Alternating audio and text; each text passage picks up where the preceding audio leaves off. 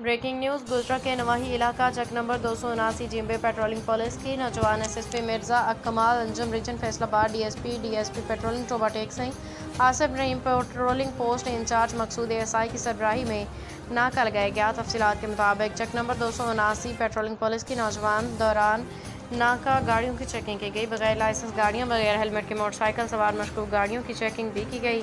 Patrolling police کے ملازمین میں شامل مدثر ہیڈ کانسٹیبل سب عسکر لیڈی کانسٹیبل مظہر باس ڈرائیور پیٹرولنگ پوسٹ کے انچارج مرتضیٰ کا کہنا ہے کہ SSP مرزا کمال انجم کی ہدایت کے مطابق جو بھی احکامات ہیں اس پہ عمل درآمد کروایا جا رہا ہے۔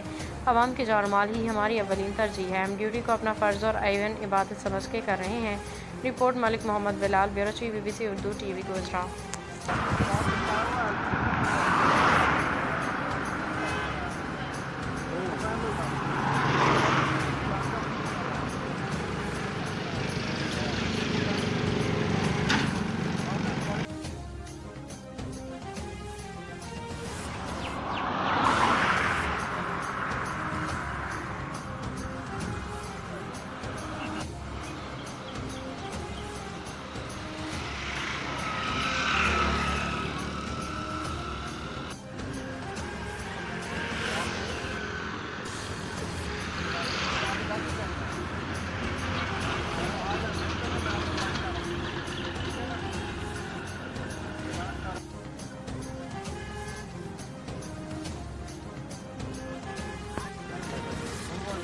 ٹھیک ہے سر۔